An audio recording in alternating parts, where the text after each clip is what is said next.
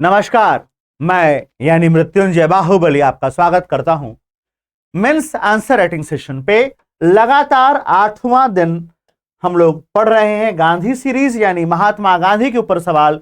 हर परीक्षा में, चाहे आप यूपीएससी दे लीजिए, यूपीपीएससी दीजिए, चाहे बीपीएससी दीजिए, राजस्थान, मध्य प्रदेश, झारखंड से लेकर के कश्मीर से कन्याकुमारी तक कोई exam they low, Gandhi is relevant.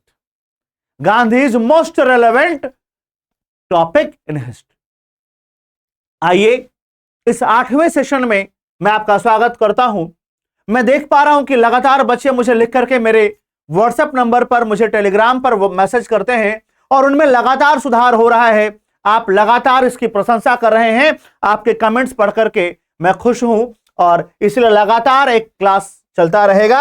आइए आज का प्रश्न देखते हैं। मेंस आंसर राइटिंग सेशन में 8वां प्रश्न आज का है कि discuss the spiritual and political philosophy of Mahatma Gandhi and discuss that by following Gandhian philosophy universal peace could be achieved. Mahatma Gandhi के आध्यात्मिक और राजनीतिक विचारों की चर्चा कीजिए और बताइए कि क्या गांधीवादी सिद्धांतों पर चल करके अंतरराष्ट्रीय शांति या वैश्विक शांति के लक्ष्य को प्राप्त किया जा सकता है या नहीं। प्रश्न क्लियर हो गया बेटा? जब भी प्रश्न आए प्रश्न को पढ़ो और प्रश्न को तोड़ो। टर्म में क्या क्या पूछा है? Political philosophy, spiritual philosophy and universal peace. 3 बातें क्लियर हो गई। आइए देखा जाए, ड्राफ्टिंग की बात करते हैं हम लोग।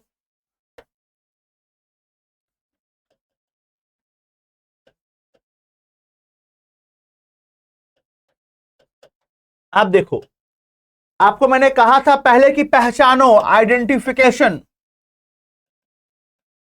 क्वेश्चन को पहचानो कि क्वेश्चन कैसा है। क्वेश्चन प्री का है, क्वेश्चन मेंस का है। क्या करो?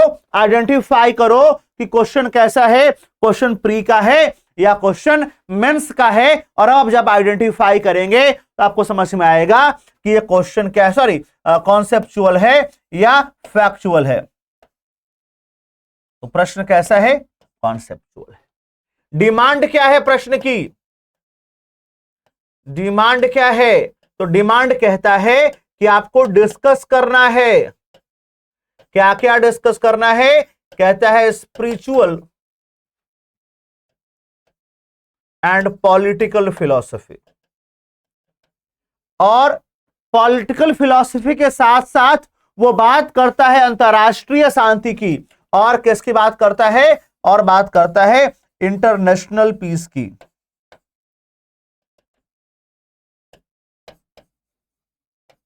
ठीक है, यानी पॉलिटिकल में हमें नेशनल एंड इंटरनेशनल दोनों फिलॉसफी को पढ़ना है। हमें क्या पढ़ना है? तो हमें डिस्कस करना है स्पिरिचुअल, आध्यात्मिक। पहले पहचानिए प्रश्न को। तो प्रश्न कैसा है? प्रश्न अवधारणात्मक है। प्रश्न कैसा है? प्रश्न अवधारणात्मक प्रश्न है। ठीक है, चर्चा किसकी करनी है? तो चर्चा करनी है आपको आध्यात्मिक दर्शन की।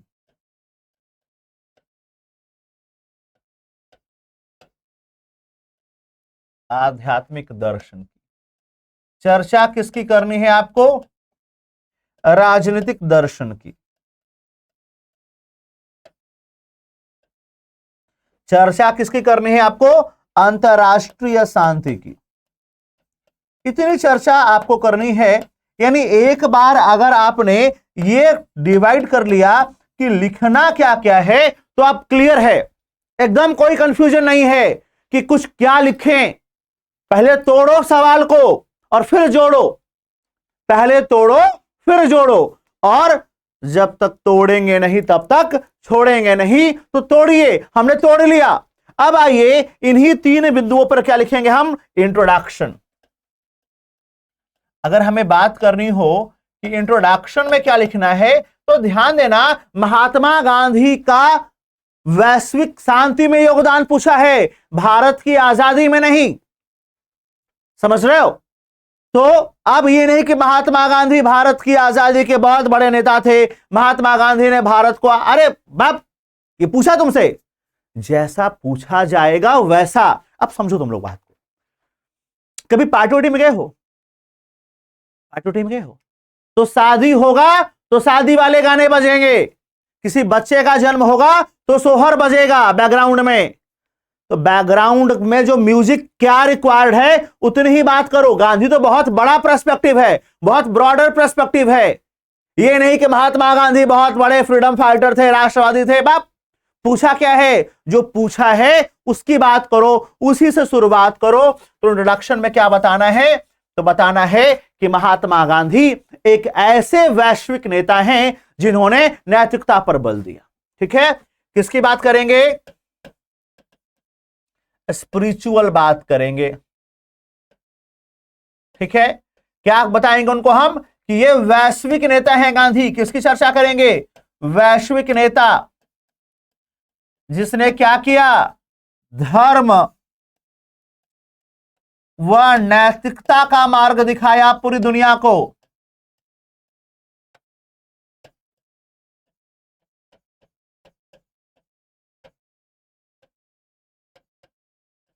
क्या किया गांधी ने? पूरी दुनिया को सत्य व अहिंसा का पाठ पढ़ाया।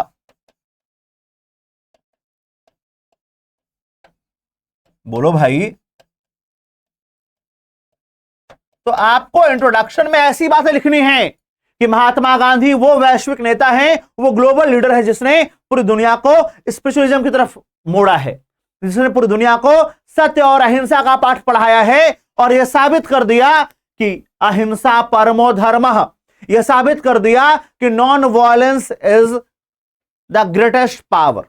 सबसे बड़ी सत्ता, सबसे बड़ी शक्ति किसकी है? तो साबित कर दिया गांधी ने कि सबसे बड़ी सत्ता, सबसे बड़ी शक्ति जो है वो अहिंसा की है, हिंसा में वो शक्ति नहीं। ठीक है, और क्या बताया है? तो वैश्विक शांति का मार्ग बताया गांधी ने। क्या बताया गांधी ने? तो पूरी दुनिया को वैश्विक शांति व उन्नति का मार्ग बताया है। जहां शांति है वहां उन्नति है। ठीक है, हां, शांति कोई प्रस्ताव नहीं है जिस पर वाद विवाद किया जाए। महात्मा गांधी भी यही कहते हैं। यही बात भगवान कृष्ण ने कहा था महाभारत में कि हे धृतराष्ट्र, शांति कोई प्रस्ताव नहीं जिस पर वाद विवाद किया जाए। शांति आज आवश्यकता है। शांति का मार्ग ही उन्नति का मार्ग है, कल्याण का मार्ग है और सबसे बेहतर मार्ग है शांति का मार्ग। ठीक है, तो यही बात महात्मा गांधी कहते हैं। इंट्रो क्लियर हो गया?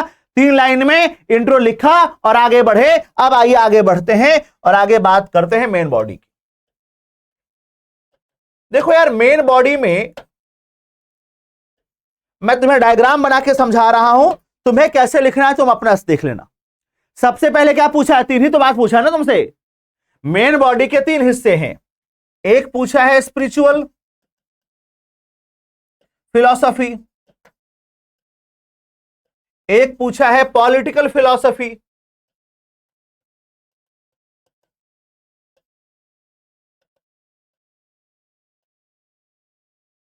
और एक पूछा है वर्ल्ड पीस। ठीक है, पॉलिटिकल में हम लोग 2 बातें करेंगे, national politics and international politics. ये हम लोगों ने पहले ही तोड़ करके देख लिया है कि क्या क्या पूछा है। अब एक एक पॉइंट को उठाओ और एक्सप्लेन कर दो, खत्म। एक एक बिंदु उठाइए और उस पर 3 बातें, 4 बातें, 5 बातें लिखिए। जितना क्वेश्चन का डिमांड है उसको उतना भरते जाइए, हो जाएगा सवाल। आपका सबसे बड़ा समस्या क्या है कि आप क्वेश्चन को तोड़ ही नहीं पाते हैं, और जब तक क्वेश्चन टूटेगा नहीं तब तक क्वेश्चन सॉल्व होगा नहीं।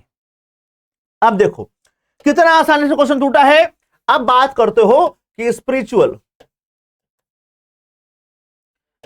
फिलॉसफी। आप सबने गांधी को पढ़ा है। 2018 में यूपी पीसीएस में सवाल पूछा गया है कि क्या गांधीयन फिलॉसफी आज भी रिलेवेंट है। इसके पहले बीपीएससी में सवाल पूछा गया था और इसके पहले यही सवाल यूपीएससी ने भी पूछा है, थोड़ा घुमा के पूछा है। गांधी की फिलॉसफी पे यूपीएससी ने पूरा एक ऐसे पूछा है। अब समझ लो यार गांधी कितना इंपॉर्टेंट है। पढ़ लिया, समझ लिया तो मेंस तैयार, ऐसे तैयार, इथिक्स के सवाल तैयार।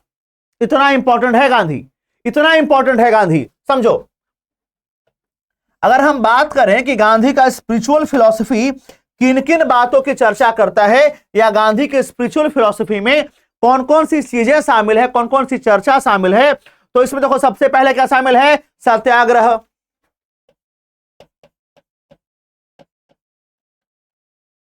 तो सत्याग्रह को क्या कीजिए, एक्सप्लेन कर दीजिए, क्या कीजिए।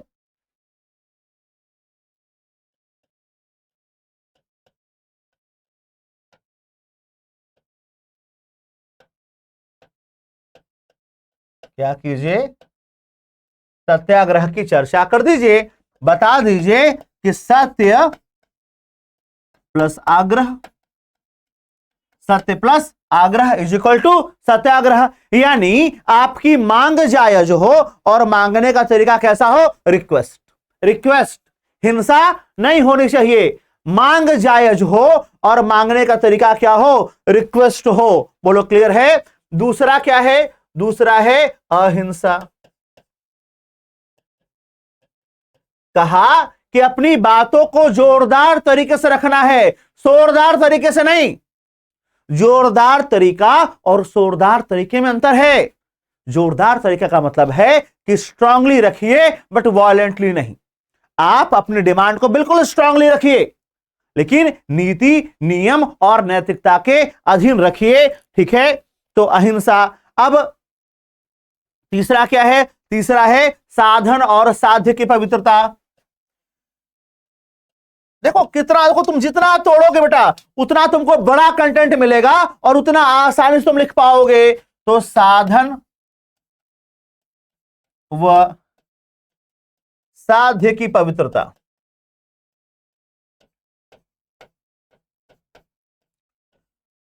और तोड़ो, क्या कहा है गांधी ने, तो गांधी ने नैतिक मूल्यों की चर्चा की है। गांधी ने 7 प्रकार के पाप बताए हैं। क्या बताए हैं, नैतिक मूल्य की चर्चा की है गांधी ने, नैतिक मूल्य। अब फिर इसको तोड़ो, अब इन चारों को फिर तोड़ो, जितना तोड़ोगे उतना कंटेंट आएगा, क्वेश्चन से लेकर के ऐसे तक लिख पाओगे। समझना, आंसर राइटिंग एक कला है, एक कला।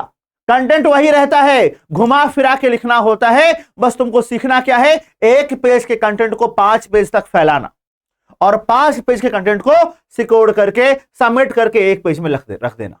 यही है कला। इसी कला को लगातार सीखना है। अब समझो कि इतना से भी काम हो जाएगा और इसको अगर फैलाना हो तो फैलाओ। शुरू करते हैं हम लोग सत्याग्रह। महात्मा गांधी क्या करते हैं, महात्मा गांधी कहते हैं कि आपका डिमांड कैसा हो, सही हो और आग्रह करना है। यानी कैसे करोगे, तो गांधी कहते उपवास करो, गांधी कहते हैं हड़ताल करो, गांधी कहते हैं संरचनात्मक विरोध, कंस्ट्रक्टिव अपोज। क्या कहते हैं, संरचनात्मक विरोध।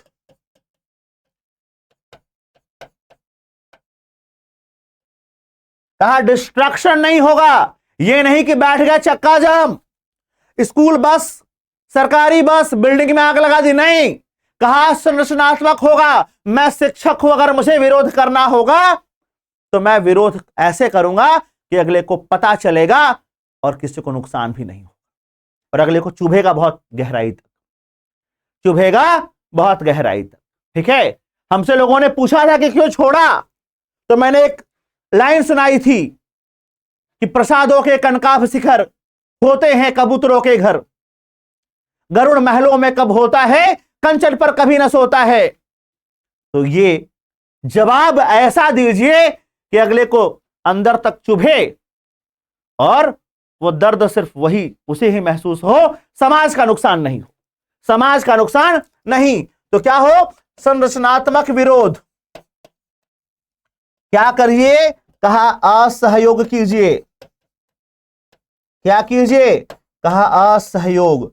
क्या कीजिए, कहा सविनय अवज्ञा, सविनय अवज्ञा। यह तरीका है सत्याग्रह का, यह तरीका है किसका, यह तरीका है सत्याग्रह का। अब यहां पे 4-5 बातें हैं यार, अगर आप एक एक लाइन भी लिखोगे ना तो 5 लाइन लिख पाओगे। अगर आप इन सब पर एक एक लाइन भी लिखोगे तो आप 5 लाइन लिख पाओगे। हाँ ठीक है, दिख रहा है क्लियर। ठीक है। अहिंसा, देखो यार, अहिंसा 3 तरह से होता है, मनसा वाचा कर्मणा। गांधी ने कहा कि ना तो मन से, ना वचन से, ना कर्म से। मन से का मतलब यह है कि हमारे मन में ऐसी कोई भावना न रहे कि किसी अगले का सर्वनाश हो जाए, किसी अगले का सत्यानाश हो जाए, सर्वनाश हो जाए। ऐसी भावना मन में नहीं लानी है, गलत भावना है। ठीक। कहा वचन से, कहा उसके खिलाफ कटु वचन मत बोलिए, उसके खिलाफ कड़वे वचन मत बोलिए, भड़काऊ भाषण मत दीजिए। ठीक है। हां। और कर्म से, कहा न हिंसा को भड़काइए और न हिंसा कीजिए। तो महात्मा गांधी अहिंसा की बात करते हैं। कैसी अहिंसा? मनसा वाचा कर्मणा, मन से, वचन से और कर्म से। मनसा वाचा कर्मणा। महात्मा गांधी कहते हैं कि मन से अहिंसक होइए, वचन से अहिंसक होइए और कर्म से अहिंसक होइए। महात्मा गांधी ने कहा अहिंसा से बड़ा राजनीतिक हथियार दूसरा कोई नहीं। क्या कहा गांधी ने? कहा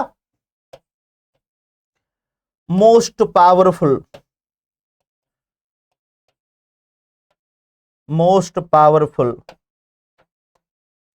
पॉलिटिकल वेपन। क्या कहा? कहा सबसे ताकतवर राजनीतिक हथियार कौन सा है? अहिंसा है। अहिंसा से बड़ा कोई और हथियार आपके पास राजनीति में नहीं है। तो उन्होंने ब्रिटिश हुकूमत का विरोध करने के लिए क्या चुना? अहिंसा। ठीक, क्लियर है। अब आइए साधन और साध्य की पवित्रता की बात करते हैं हम लोग। ठीक है। अब साधन और साध्य, यानी गांधी कहते हैं कि अगर आपका उद्देश्य साध्य है, उद्देश्य पवित्र है, तो उस तक जाने वाला रास्ता भी क्या होना चाहिए? अच्छा होना चाहिए। जैसे सड़े हुए बीज से अच्छे फसल की उम्मीद मत कीजिए। अगर दूषित बीज है तो फल कैसा होगा? दूषित होगा। बोया पेड़ बबूल का तो आम कहां से होए? बबूल बोओगे तो आम नहीं होगा। तो क्या कहा गांधी ने? कहा कि उद्देश्य क्या हो? पवित्र हो। और क्या कहा गांधी ने? कि उस उद्देश्य को प्राप्ति का जो मार्ग है वो भी क्या हो? वो भी पवित्र हो। तो उद्देश्य भी पवित्र होना चाहिए और मार्ग भी पवित्र होना चाहिए। क्या क्या पवित्र होना चाहिए? तो कहा उद्देश्य पवित्र होगा ही होगा, आप उस उद्देश्य तक पहुंचने के लिए जो रास्ता चुनेंगे वो भी पवित्र होगा। उदाहरण देकर बता सकते हैं कि बोया पेड़ बबूल का तो आम कहां से होए? अगर बीज बबूल का है तो बबूल ही फलेगा।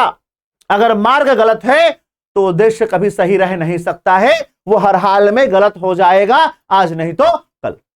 जैसे सिविल सेवा परीक्षा पास करनी है, तो सिविल सेवा परीक्षा पास करने के लिए नैतिकता बहुत जरूरी है, कर्मठता बहुत जरूरी है और ईमानदारी बहुत जरूरी है। आपके भीतर नहीं है, आप यकीन मानिए आप नहीं बन पाएंगे, नहीं बन पाएंगे। मैं डंके की चोट पे कहता हूं, बहुत आवश्यक है आपके भीतर नैतिकता का हो। आप इतना डिजाइन्ड सिलेबस है कि आप उसके हर स्टेप पे ट्रैप से बच ही नहीं पाएंगे। 9 पेपर लिखने में आपको 9 बार स्कैन किया जाता है और उस स्कैन में आपकी सच्चाई बाहर आई जाएगी, 100% सच्चाई बाहर आ जाएगी, बच पाइएगा नहीं। समझ में आ रहा है? और अब गांधी क्या कहते हैं? तो गांधी ने नैतिक मूल्यों पर बल दिया है और उन्होंने 1925 में, आइए अगले पेज पर कर लेते हैं इसको, गांधी के नैतिक मूल्य, मॉरल वैल्यूज।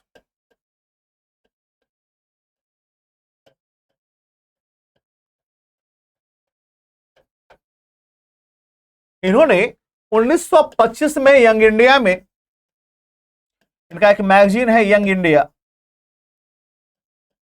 उस मैगजीन में इन्होंने 7 टाइप ऑफ सिंस बताए थे। क्या बताया था? 7 प्रकार के पाप, 7 प्रकार के पाप। और कुछ नहीं कीजिएगा, इन 7 प्रकार के पाप आपको याद होने चाहिए और इसे क्या कीजिए? बस वहां जाकर के लिख दीजिए। क्या कीजिए? इसे वहां जाकर के लिख देना है। 7 प्रकार के पाप। पहला पाप है कि बिना मेहनत के धन।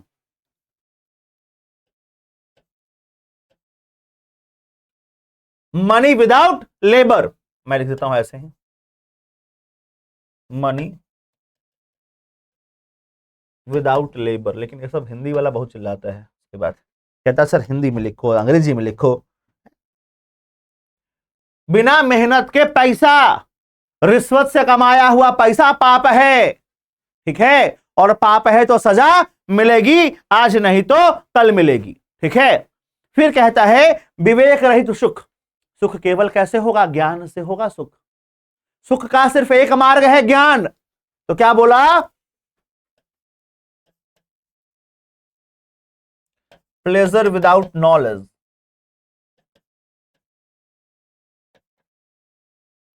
प्लेजर विदाउट नॉलेज, ज्ञान के बिना सुख। ये चल क्यों नहीं रहा है इस पे, हाँ, प्लेजर विदाउट नॉलेज, बिना ज्ञान के सुख क्या है, बेकार है, और बिना चरित्र के ज्ञान बेकार है। Character, knowledge without character, knowledge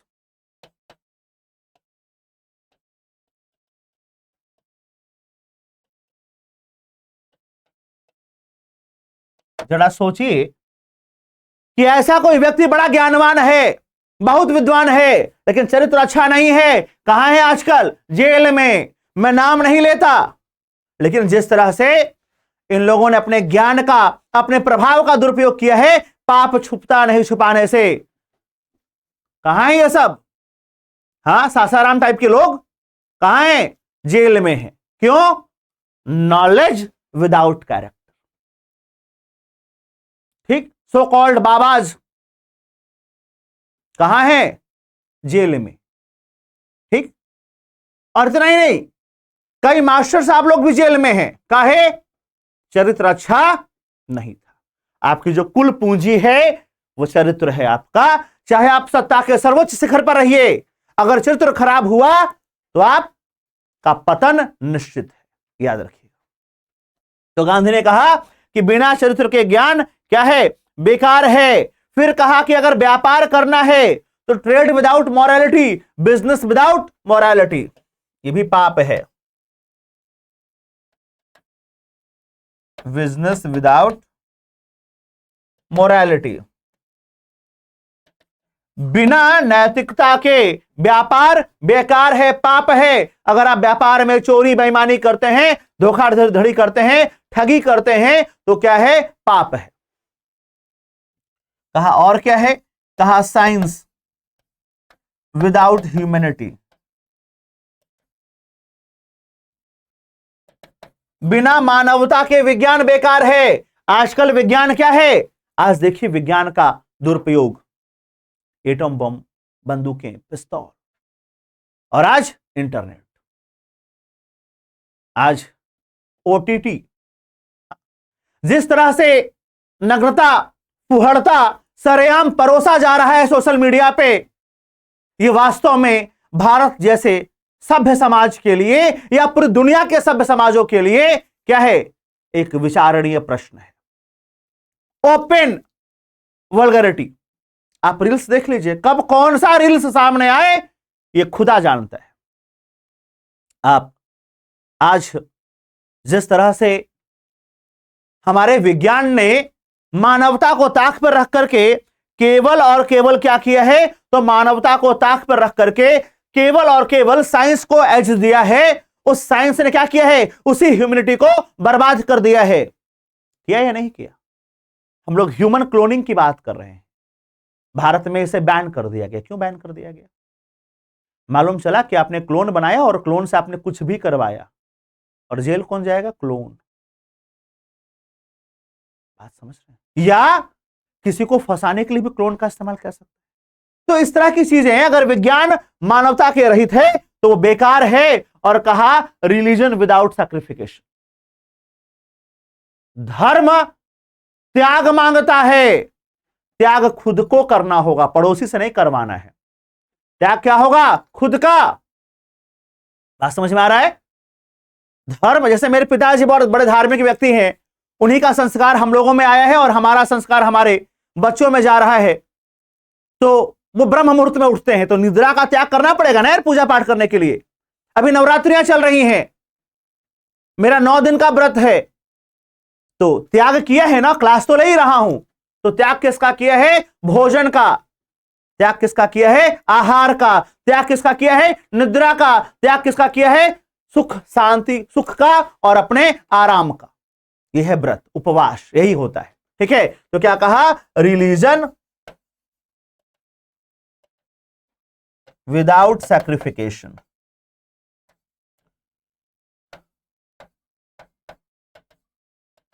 बिना त्याग के धर्म नहीं हो सकता। धर्म के लिए आपको त्याग करना पड़ेगा। और सिद्धांत विहीन राजनीति, द पॉलिटिक्स विदाउट प्रिंसिपल, सिद्धांत विहीन राजनीति। सिद्धांत, हालांकि आजकल बहुत कम नेता हैं जो राजनीति में सिद्धांतों के पोषक हैं। वो नेता आजकल बहुत कम है, उंगलियों पे गिने हुए 2-4 मिलेंगे आपको, वरना राजनीति का क्या हाल है आपको पता है। लाल बहादुर शास्त्री रेल मंत्री थे, एक छोटा सा रेल एक्सीडेंट हुआ तो उन्होंने त्यागपत्र दे दिया। उन्होंने अपनी मां को नहीं बताया था कि वो रेल मंत्री, बोले मैं रेलवे दफ्तर में काम करता हूं, मैं रेलवे दफ्तर में काम करता हूं। ये कभी नहीं कहा कि मैं रेल मंत्री हूं। सिद्धांत विहीन राजनीति आज चरम पर है। मैं किसी दल के खिलाफ नहीं कह रहा हूं, ये एक आम धारणा है युवाओं के मन में राजनीति को लेकर। तो राजनीति में सिद्धांतों का मूल्य सर्वोपरि है। तो सिद्धांत विहीन राजनीति क्या है? पाप है। तो अब इस प्रकार से आपने क्या किया? महात्मा गांधी के आध्यात्मिक विचारों को डिस्क्राइब कर लिया। बोलो, क्लियर है बात? अब अगर आपने महात्मा गांधी के सिद्धांतों को क्या कर लिया है? डिस्कस कर लिया, डिस्क्राइब कर लिया, तो नतीजा क्या होगा? अब आइए देखते हैं आगे नतीजा क्या होगा। अब हम बात करेंगे गांधी के पॉलिटिकल फिलॉसफी।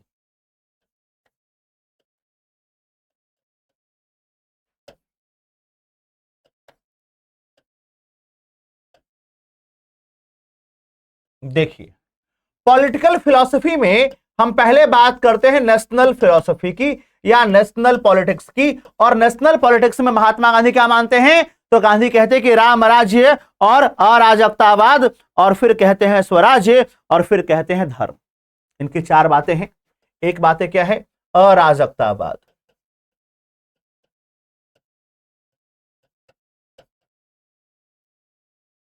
अनार्किज्म। कहा राज्य नहीं होना चाहिए, कहा राज्य नहीं होना चाहिए। महात्मा गांधी कहते हैं कि किसी भी सूरत हाल में, किसी भी कीमत पर राज्य नहीं होना चाहिए। हमने कहा यार गांधी जी, अगर राज्य नहीं होगा तो हम एक कदम नहीं चल पाएंगे।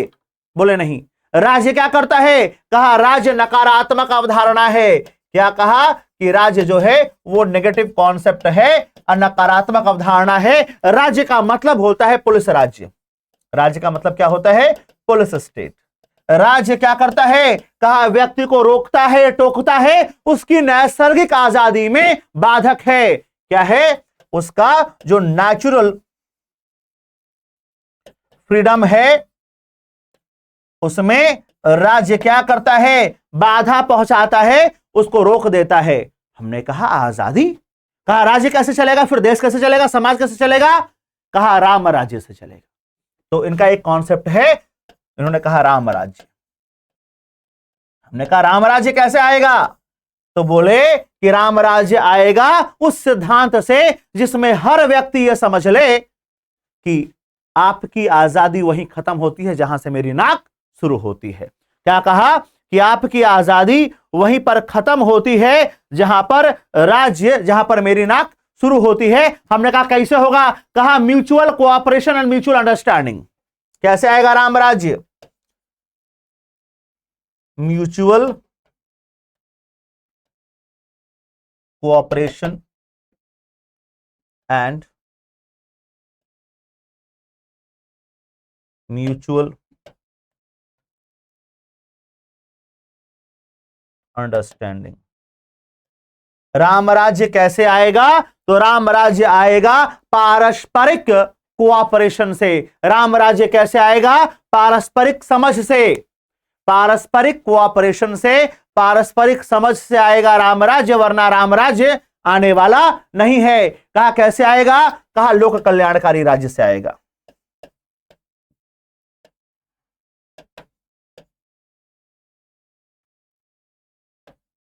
कहा पीपल्स वेलफेयर स्टेट। कहा राज्य को शोषणकारी नहीं होना चाहिए, राज्य को क्या होना चाहिए? तो राज्य को लोक कल्याणकारी राज्य होना चाहिए। राज्य को कैसा होना चाहिए? लोक कल्याणकारी राज्य। कैसे आएगा? कहा पारस्परिक विश्वास, पारस्परिक समझ से आएगा, पारस्परिक सहयोग और सद्भाव की भावना से आएगा। तो यही है महात्मा गांधी का राम राज्य। क्लियर हो रहा है बात? इतना चीज है आपको लिखने को कि आपका पेन डाउन नहीं होगा, बस प्रैक्टिस करना है। इतना पढ़ा दूंगा, इतना बता दूंगा कि तुम्हारा कभी भी पेन डाउन नहीं होगा, बस तुम्हें केवल और केवल प्रैक्टिस करना है। ठीक है, आइए स्वराज्य की बात करेंगे हम लोग। आपको मैंने क्वेश्चन में स्वराज्य पढ़ाया भी था, याद है? स्वराज्य कैसा होगा? कहा पॉलिटिकल होगा। स्वराज्य कैसा होगा? इसके पहले एक वीडियो है, उस वीडियो में पढ़ाया है मैंने स्वराज्य कैसा होगा। ठीक है, तो पॉलिटिकल स्वराज्य होगा, इंडिविजुअल स्वराज्य होगा, और कैसा स्वराज्य होगा? इकोनॉमिकल स्वराज्य होगा। और कैसा स्वराज्य होगा? तो सोशियो कल्चरल स्वराज्य होगा। ठीक है, तो स्वराज्य पढ़ाया है आपको राजनैतिक, व्यक्तिक, आर्थिक और सामाजिक सांस्कृतिक स्वराज्य होगा, तो जाकर के क्या होगा? हम लोक कल्याणकारी राज्य की बात कर पाएंगे। ठीक है, और गांधी का एक कॉन्सेप्ट है रिलीजन इन पॉलिटिक्स। हाँ, महात्मा गांधी कहते कि राजनीति में धर्म का होना आवश्यक है। राजनीति में धर्म को क्या मानते हैं गांधी? आवश्यक मानते हैं। हमने कहा यार गांधी राजनीति में धर्म अगर राजनीति में धर्म आ गया तो दंगे हो जाएंगे। और क्या हो जाएंगे? दंगे। बोले नहीं। कहा धर्म क्या होगा? कहा धर्म नैतिक बनाएगा। क्या बनाएगा? धर्म। तो कहा धर्म होगा तो नैतिकता आएगी, धर्म होगा तो क्या आएगी? कहा मजबूती आएगी, धर्म से नैतिकता आएगा। आप जरा सोचो कि अभी अभी रमजान बीता है, कल ईद थी। 30 दिन इस गर्मी में बिना खाए पिए रहना आसान है क्या? नवरात्रियां चल रही हैं। मैं एक बार मिला एक व्यक्ति से, एक संत से, मेरे पिताजी ने मिलवाया मुझे। बोले ये पूरे नवरात्रि 9 दिन केवल जल पे रहते हैं, केवल जल पिएंगे और कुछ नहीं। जल में कुछ भी नहीं मिला होना चाहिए, केवल सादा जल। कुछ लोग 9 दिन लेटे लेटे बिना अन्न जल के व्रत करते हैं। इतनी ताकत कहां से आती है? इतनी मजबूती कहां से आती है? यह धर्म की मजबूती है। और हर व्यक्ति नैतिक क्यों है? ऊपर वाला देख रहा है। आप मॉल में जाते हैं तो वहां कभी आपने ऐसा किया कि ठीक है आप सामान तो नहीं चुराएंगे क्योंकि कैमरे लगे हैं, स्कैनर लगा हुआ है, स्कैनर लगा हुआ है, वो चोंचो करने लगेगा। लेकिन कभी मन में आया आपके कि तरीका अपनाना नहीं है, मैं सिर्फ ऐसे बता रहा हूं कि यार एक बढ़िया सी चॉकलेट उठाएं डेयरी मिल्क वाली, उसको खा जाएं और रैपर वहीं कहीं फेंक दें। पेट में तो चॉकलेट स्कैन नहीं होगा। करते आप ऐसा? कुछ लोग कहेंगे सर तरीका बहुत अच्छा है, वी विल ट्राई। बेटा ऊपर वाला सब देख रहा है, ये ध्यान देना। धर्म है, ऊपर वाला सब देख रहा है। आपके मन में ख्याल किसका आता है? ऊपर वाला सब देख रहा है। तो धर्म क्या बनाएगा आपको? आप जितने धार्मिक होंगे उतने ही ज्यादा आप नैतिक होंगे। अगर आप धार्मिक नहीं हैं तो आपके नैतिक होने की संभावना भी क्या है? कम है। तो धर्म क्या करेगा? तो धर्म आपको नैतिक बने रहने का प्रेरित करेगा। धर्म क्या सिखाता है? धर्म आपको मानव सेवा सिखाता है। नर सेवा नारायण सेवा, नर सेवा नारायण सेवा। हाँ, धर्म सिखाता है। किसी धर्म में मानवता का कत्ल करना नहीं लिखा है। क्या लिखा है? नर सेवा नारायण सेवा, मानव सेवा, to serve the human being, to serve the humanity, यही धर्म है। तो राजनेताओं में मानव सेवा की भावना होना चाहिए और लालच से, धन लोलुपता से धर्म क्या करेगा? आपको दूर रखेगा। धर्म क्या करेगा? आपको लालच से,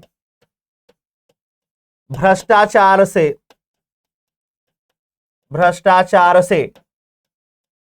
ठीक है, पाप से क्या करेगा? दूर करेगा।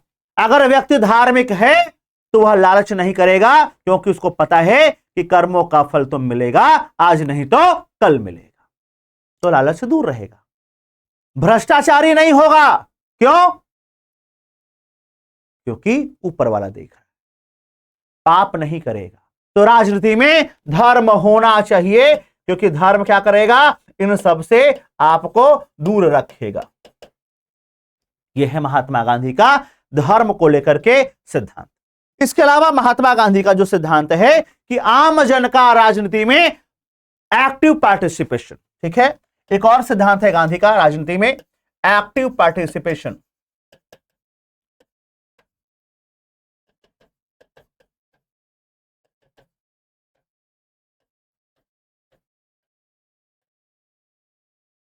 आम जन का राजनीति में सक्रिय भागीदारी, आम जन की राजनीति में सक्रिय भागीदारी। क्या? आम जन की राजनीति में क्या होनी चाहिए? Active participation of common man. कहा जितना कॉमन मैन आएगा, जितना कॉमन मैन एक्टिवली पार्टिसिपेट करेगा, राजनीति क्या होगी? उतना मजबूत होगा। राजतंत्र क्या होगा? राजतंत्र मोनार्की नहीं, शासन तंत्र, लोकतंत्र क्या होगा? मजबूत होगा। ठीक, तो अब आइए, हम लोगों ने बात कर लिया महात्मा गांधी के, अब हम बात करते हैं महात्मा गांधी का इंटरनेशनल पॉलिटिक्स पे क्या आइडिया है।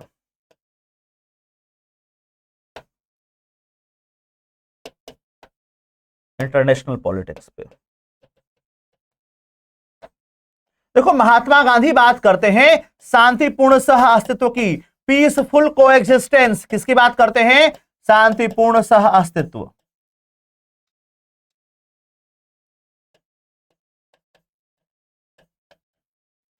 ठीक है, इसका क्या करते हैं गांधी?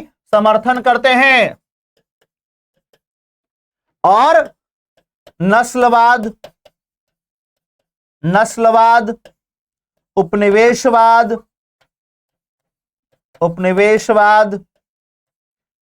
साम्राज्यवाद, इसका क्या करते हैं गांधी? विरोध करते हैं।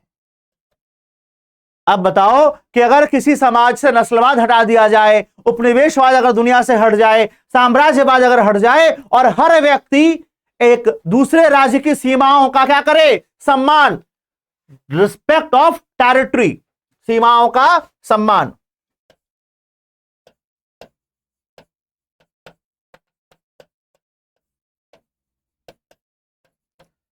तो क्या विश्व में शांति आएगी? नहीं आएगी? क्या विश्व में शांति आ जाएगी? नहीं आ जाएगी? इतना अगर आपने चर्चा कर दिया, अगर आपने इतना डायग्राम भी बना दिया ना, तो मजा आ जाएगा। तो कई बार क्या होता है बेटा, कई बार होता यह है कि तुम्हारे पास समय कम बचा है, समय बचा कुल मिलाकर के 15 मिनट, और सवाल करने हैं 3। बाबा 15 मिनट में एक सवाल ठीक से कर सकते हो या 1.5 सवाल कर लोगे? सवाल करने हैं 3। क्या कीजिए? इतना डिटेल में क्या कीजिए? डायग्राम बना के छोड़ दीजिए, आपको ठीक मार्क्स मिल जाएगा। आपको लगभग 1 सवाल या 1.5 सवाल में जितना पाते उसका दुगना पालोगे अगर डायग्राम बना दिया। क्यों? क्योंकि आपने सारी बातें लिख दी हैं लगभग, बस प्रीपोजिशन और कंजंक्शन नहीं लगाया है, सिर्फ उसे सेंटेंस में स्ट्रक्चर्ड नहीं किया है। तो एग्जामिनर समझता है कि हाँ, शायद समय का अभाव था, बट इस बच्चे ने अपने विचार को ठीक से रखा है। वो आपकी बुद्धिमत्ता की कदर करेगा, वो आपके पर्सनैलिटी, आपकी सूझबूझ को वो मानेगा और आपको अच्छे मार्क्स देगा। अगर पूरा लिखने पर आपको वो 12 में से 5.5 दे रहा होता, तो आपको लगभग यहां पे 4, 4.5 दे के जाएगा। इसलिए समझिएगा कि सवाल पूरे हल करने हैं। सफलता का सिर्फ एक ही मार्ग है कि पूरे सवाल को हल कीजिए, सवाल को मत छोड़िए। पूरा सवाल हल करना क्या है? कंपलसरी है। बोलो क्लियर है बात? पूरा सवाल हल करना क्या है? कंपलसरी। Is that clear? तो मैं उम्मीद करता हूं कि आप सारे लोग इस सवाल को लिख करके मुझे